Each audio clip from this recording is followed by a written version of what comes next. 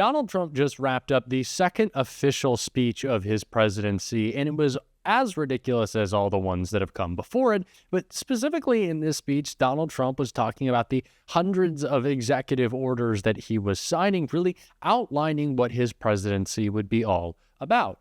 And while Donald Trump promised to lower the cost of eggs, of gas, of groceries, of rent during his campaign for president, what is clear is that his focus is on something else: the past, his vengeance, his anger, and his political enemies. And it's the reason why somehow Vice President Kamala Harris triggered Donald Trump into a complete meltdown on stage, a collapse of his speech, if you would, because he is just so upset with grievance, so obsessed with anger, and he just can't get past it. It was a ridiculous speech, and we are going to get into it all. But before we do, if I could quickly ask you to leave a like on this video, and if you haven't already and you enjoy our channel, to hit that subscribe button. It goes a long way, and it really means the world to me. Now let's get into this first clip of Donald Trump's speech, which you might be able to guess what he's talking about. If not, we're going to talk about it after. Remember when we used to joke and kid when we were kidding, but we don't kid anymore? They want to watch the debates on television. They want to watch your favorite president on television. But the wind isn't blowing, so we can't watch television that night, Gladys. Remember? Gladys, I'm sorry, the wind is just not blowing. We're not watching Trump tonight. But I'm immediately withdrawing from the unfair, one-sided Paris Climate Accord ripoff. The United States will not sabotage our own industries while China pollutes with impunity. You know, China, I mean, look, they use a lot of dirty energy, but they produce a lot of energy. And when that stuff goes up in the air, you know, it doesn't stay there. It's not like you got a wall. We love walls, don't we?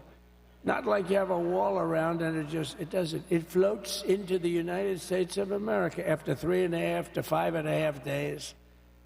So it didn't take too long, but in case you were wondering, windmill talk is back. Yes, Donald Trump is raging against his greatest enemy, windmills, not understanding once again that just because the wind isn't blowing doesn't mean that energy isn't stored up from the wind that blew before. How is this man president? Again, he doesn't understand anything, but just acting ridiculously, railing against the Paris Climate Accords, which Donald Trump just pulled out of as one of his first moves as president. This is just great, isn't it? We're hours into this thing, and it is already painful because Donald Trump is a moron. And it didn't stop there with the nonsense from Trump, as we can see in this clip right here. All over the world, they're emptying their prisons into our country. They're emptying their mental institutions into our country. It stops as of 1 o'clock this afternoon, okay? It stops. A man of many misunderstandings, and one of them is about mental institutions and insane asylums and how that's different from people seeking asylum in our country. You would think that the guy who claims that he is the only one who can fix a border problem that doesn't exist and a border problems that he actually helped create by blocking the bipartisan border bill. But that's a whole different story that clearly didn't resonate with enough people because now we're in this ridiculous situation again. But Donald Trump just, again, out of his mind, out of control. We're going to get to his real just anger and beef with Kamala Harris in just a second. But before we do, like I said, Trump focused on the past. You can tell he is right here. And, you know, tonight I'm going to be signing on the J6 hostages, pardons, to get them out. And as soon as I leave, I'm going to the Oval Office and we'll be signing pardons for a lot of people, a lot of people. The fact that we have to hear people applaud him saying that he's freeing the January 6th hostages. You mean the violent criminals who went to our Capitol to smear feces on the wall and beat up police officers? We're not a lot of back in the blue there. Kind of just supporting the poo, just smearing people. It's tough. It is a tough start. Not one mention of eggs, groceries, gas, rent prices, none of that from Donald Trump. But what he did want to talk about was Kamala Harris. Let's take a look. Ultimately, Kamala. Has anyone ever heard of Kamala?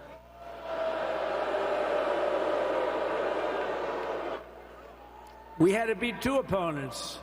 You know, we had to beat Biden, then we beat him. Now he goes on top. The guy was like 39 points down. I think I could have beaten Trump. They should have left me and I would have beaten. Now, his debate performance wasn't the best, right? That's what killed him. And then they had to change, and it's like you get into a fight. The great Dana White spoke last night. We love Dana White, right? UFC.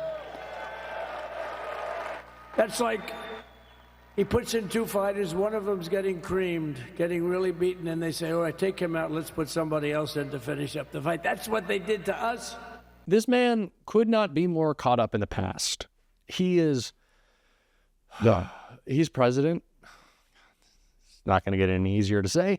And he's still focused on his debate with President Biden. He's still talking about how angry Kamala Harris made him. It's still rattling around in his brain. And thank goodness Kamala Harris continues to say this, and I'm glad that she does, that she's not going anywhere, because Trump will not be able to sleep at night knowing that Kamala Harris is existing and calling him out every single day. Couldn't deal with the fact that she was looking him in the eye at the debate that they had, but he is just so caught up in the past. And what's so important about that is to continue to reiterate to people the presidency that low information, low propensity voters, the president that they thought that they were getting was one focused on jobs, one focused on lowering costs, one focused on making an economy boom, which is what Joe Biden and Kamala Harris did. And the president that they're getting is a stumbly old man, obsessed with grievance and his friends on Fox, so much so that he's putting them in his cabinet and letting his billionaire buddies, his new billionaire buddies, make as much money as has ever been made in human history. That is what this presidency is about. And that is a message that we have to continue to drive home, and a message that was, in part, really well put by our friends at MSNBC right after Donald Trump's inaugural address. And so I want to hear from them because I thought they made some really great messaging points, especially Rachel Maddow right here. The second inaugural address in my take on it, was that it had more of a vibe of a State of the Union address than an inaugural address, I think in part because it was indoors. And that made it sort of feel like he was addressing a joint session of Congress, even though he wasn't, even though this was an inaugural address. President Trump spoke in his sort of trademark low monotone, gave his list of grievances. Among his grievances this time was an assertion that there was not even a token effort made to fight the Los Angeles fires, which was a very unusual assertion. If this inaugural address is remembered, I think, as a signal of what's to come, it may be the part where he said, "We're taking it back," when talking about the Panama Canal. He pledged to be a president of peace and to not start any new wars, but did also pledge to forcibly take another country's territory.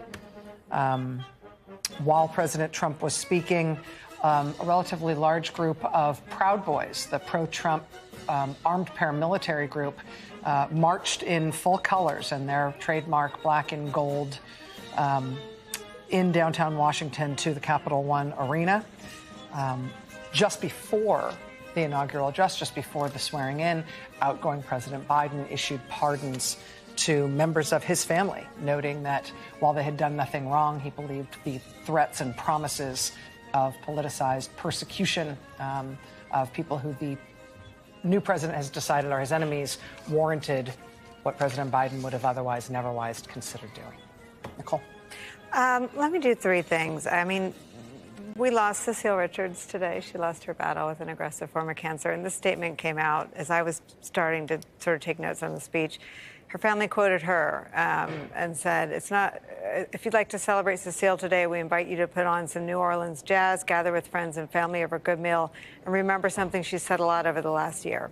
It's not hard to imagine future generations one day asking, quote, when there was so much at stake for our country, what did you do? The only acceptable answer is everything we could. If that moves you in any way, we now know where help might be needed. Trump had the most detailed policy announcements on the border. I'm actually going to quote one more person here. Katie Rogers of the New York Times tweeted this as that section ticked through, quote, as Trump disparages migrants as criminals and outlines his plans, there are not millions and millions of criminal aliens, as he claims today. A largely white crowd is applauding in the rotunda. So these are the specifics and the atmospherics as outlined by the New York Times in the room. Trump's actions today include declaring a national emergency at the southern border. As far as we know, the latest reporting is that there isn't one at the southern border. Some of the crossings are at the lowest they've been in 2 administrations.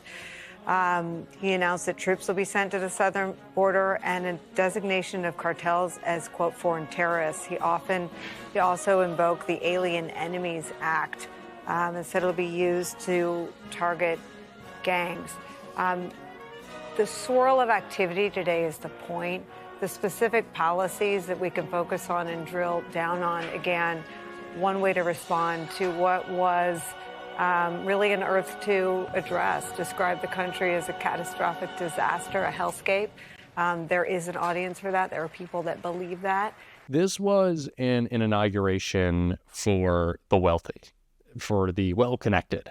Anyone who's saying that they supported Donald Trump to shake up the system, well, you got a president's second term, so someone who already was president, the political outsider that he is, now he's president again.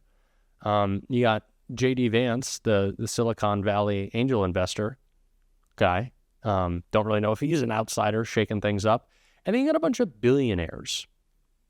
That's the system. Not just billionaires. Billionaires who control our information, our media, our social media. That's who's at Donald Trump's inauguration. They brought it inside, sure, because it was cold. Sure, because they thought the crowd would be small. Donald Trump definitely couldn't handle that. But it's also just a perfect representation of who they care about. That they were taking away the TVs that were supposed to be on the National Mall for people who didn't have billions of dollars who could get into the Capitol. So those people could watch. Trump doesn't care about his own supporters who traveled for miles, who were going to stand out in the freezing cold. He doesn't care. That's the message we have to continue to deliver. And that is the message we're going to talk about on this show every single day. And if you want to support that, as always, you can hit that subscribe button. You can leave a like on this video. And if you stuck around to the end, you can drop a blue heart in the comments. And until next time, I'll see you soon.